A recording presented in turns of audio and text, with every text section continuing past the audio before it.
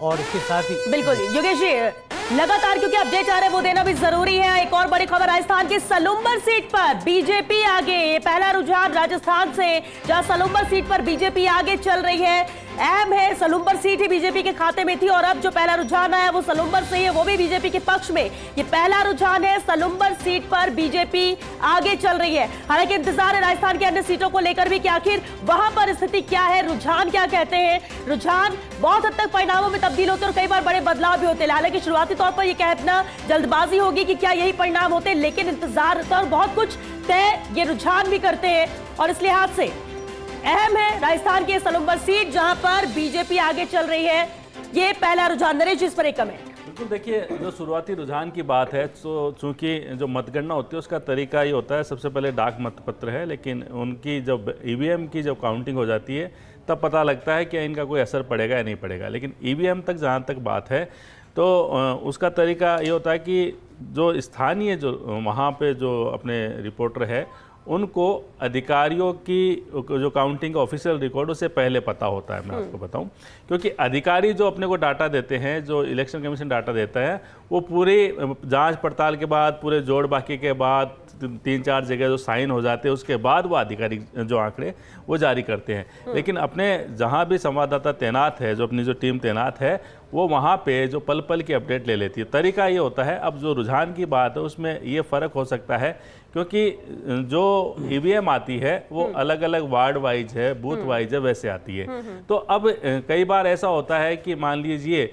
कि भाजपा के जो बूथ रहते हैं जहाँ पे भाजपा ज़्यादा हावी रहती है, अगर ईवीएम उस क्षेत्र की सबसे पहले काउंटिंग होती है श्वेता, तो इसका मतलब भाजपा के जो उम्मीदवार है वो आगे बताए जाएंगे। अगर कहीं हम मान लेते कि कांग्रेस के उम्मीदवार कहीं ज़्यादा हावी है, उनके अगर वार्ड की जो ईवीएम है वो सबसे पहले अगर आती है राउंड में, तो ये सीधी सी बात है कि वो आगे रहेंगे। तो ये शुरुआती रुझान है, लेकिन जब आप मान के चलिए कि 4-5 राउंड जब हो जाएंगे तो उसके बाद हम कह सकते हैं कि हाँ भाई ये तस्वीर जो है अलवर की रामगढ़ सीट पर भी कांग्रेस आगे यहाँ पर चल रही है। जो रुझान यहाँ पर आ रहे हैं, सलूम्बर सीट पर जहाँ बीजेपी आगे, वही रामगढ़ सीट पर कांग्रेस आगे। अब देखिए दोनों ही सीटें ऐसी हैं जो इसमें विजेंद्र ये है कि जैसे जहां कांग्रेस आगे है, अभी वहां जो ईवीएम खुल रही है वो उन इलाकों की है जहां कांग्रेस हावी रहती है। बिल्कुल नरेश जी, और यही था जब आप कह रहे थे ना कि भाई 4 से 5 राउंड तक कोई एक पार्टी आगे हो सकती है, तो हो सकता है कि उस इलाके की ईवीएम खोल रही हो जो उस पार्टी का मूल गढ़ रहा हो या वहां उसका जनाधार रहा हो। क्योंकि रामगढ़ हो गई, खिमसर हो गई, सलूम्बर हो गई, दौसा हो गई, यहां पर अंतिम राउंड तक भी कई बार चीजें बदलती हैं। और योगेश जी, इसलिए हम कह रहे हैं कि भाई जो ये अभी रुझान आ रहा है ये किसी को खुश जरूर कर सकता है, लेकिन परिणाम ही सर्वमान्य सत्य है। देखिए, रामगढ़ से कांग्रेस को सर्वाधिक उम्मीद है। इन 7 सीटों में अगर सबसे ज़्यादा उम्मीद है तो कांग्रेस को रामगढ़ विधानसभा सीट से है। जुबेर खान के बेटे आर्यन वहाँ से चुनाव लड़ रहे हैं और बड़ा इलाका है, तक वो इसलिए भी उम्मीद है क्योंकि 50% से अधिक अल्पसंख्यक मतदाता है, मतलब मुस्लिम मतदाता है, जो ये कांग्रेस का इसीलिए गढ़ कहा जाता है रामगढ़। लेकिन योगेश जी, ये भी इंटरेस्टिंग है ना कि नाम में राम है और रहीम वहां एक तरीके से बोलबाले में, और इसलिए मैं सुबह कह भी रहा था कि हमें सिखाया जाता है शुरू में कि भाई तू ही राम है, तू रहीम है, तू करीम कृष्ण खुदा हुआ, ये लोकतंत्र है। रामपुर यूपी का आपको पता है किसका गढ़ रहा हो तो रामपुर के लिए कहा जाता था राम है उसमें, लेकिन वहाँ पर मुस्लिम आबादी बहुत अधिक होने से मुस्लिम ही विधायक चुने जाते रहे, सांसद चुने जाते रहे, सपा का बड़ा गढ़ रहा। कुल मिलाकर कहा जा सकता है कि अब हमारा जयपुर का ही रामगंज ले लीजिए जहाँ पर आज विधायक। इसमें योगेश, ये विजेंद्र जो बात कही ये बात सही है कि शुरुआती 4-5 राउंड है, लेकिन 2-3 सीटें ऐसी होगी विजेंद्र इसमें जिनका फैसला झुंझुनू से भी कांग्रेस ही आगे चल रही है योगेश जी। देखिए, झुंझुनू में तो आजादी के बाद से मतलब 2 बार ही गैर कांग्रेसी वहां पर चुनाव जीत पाए, मतलब 3 बार कुल मिलाकर। भाई राजा जीते, सुमित्रा सिंह जीती और डॉक्टर मूल सिंह शेखावत जीते। बिल्कुल। और इस बीच एक और बड़ी खबर है क्योंकि लगातार रुझान सामने, राजस्थान की 4 सीटों पर बीजेपी आगे है, कांग्रेस 1 सीट पर आगे चल रही है। इस वक्त ये बड़ी खबर आ रही है जहां 5 सीटों पर रुझान सामने आ चुके हैं राजस्थान में, और शुरुआती रुझानों में बीजेपी ने बढ़त बनाई है। राजस्थान की 4 सीटों पर बीजेपी आगे चल रही है।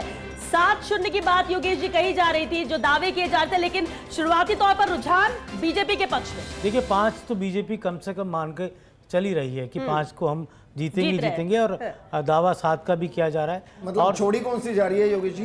राजस्थान 84 और एक तो रामगढ़। 84 84 को लेकर है, लेकिन 84 में क्या बीजेपी को इसलिए उम्मीदें बढ़ी, उसके पीछे का मैं आपको कारण बताता हूँ। वहाँ बीएपी पहले पोपटलाल को टिकट दे रही थी, पोपटलाल का टिकट वहाँ बीएपी ने नहीं दिया, और वहाँ पर बीएपी ने कैंडिडेट दूसरा उतारा।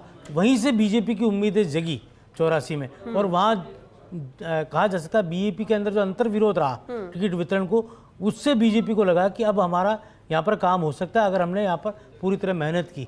तो मेहनत भी काफ़ी अच्छी हुई है। खुद प्रभारी और बीजेपी अध्यक्ष मुख्यमंत्री ने वहाँ दौरे किए हैं। मैंने आपको बताया भी था कि माइक्रो मैनेजमेंट यहाँ भारतीय जनता पार्टी का रहा है राजस्थान में, और उसके अलावा एक बड़ा जोरदार मैनेजमेंट रहा, जो भी हम दर्शकों को बताएंगे। हरियाणा में एक मॉडल था, हरियाणा चुनाव में जीत का आधार बीजेपी का एक फॉर्मूला था कमरा बैठ के। वो कमरा बैठ के का मॉडल राजस्थान के 7 उपचुनाव में अपनाया गया। कमरा बैठ के मतलब किसी भी पर्टिकुलर इलाके में जाकर वहाँ एक कमरे के अंदर वहाँ के प्रमुख सामाजिक नेताओं, वहाँ के प्रमुख गणमान्य लोगों के साथ बैठकर बैठ के करना। के साथ आपको रोकना चाहेंगे। इस वक्त की बड़ी खबर का रुख करते हैं, और बड़ी खबर दरअसल रुझानों को लेकर है। 200 सीट पर बीजेपी प्रत्याशी जगमोहन मीणा आगे हैं, ये शुरुआती रुझान, और राजस्थान की 5 सीटों पर बीजेपी ने बढ़त बना ली है। 200 सीट पर बीजेपी प्रत्याशी जगमोहन मीणा आगे चल रहे हैं। अलवर का रुख कर लेते हैं रामगढ़ से। हमारे सहयोगी कहें कि रामगढ़ सीट पर हमारे सहयोगी अश्वनी वहां से जुड़े हुए हैं। अश्वनी, क्योंकि मैं मानकर चल रहा हूं कि ballot paper, postal ballot paper की काउंटिंग पूरी हो गई होगी, 8:30 बजे है, उसको लेकर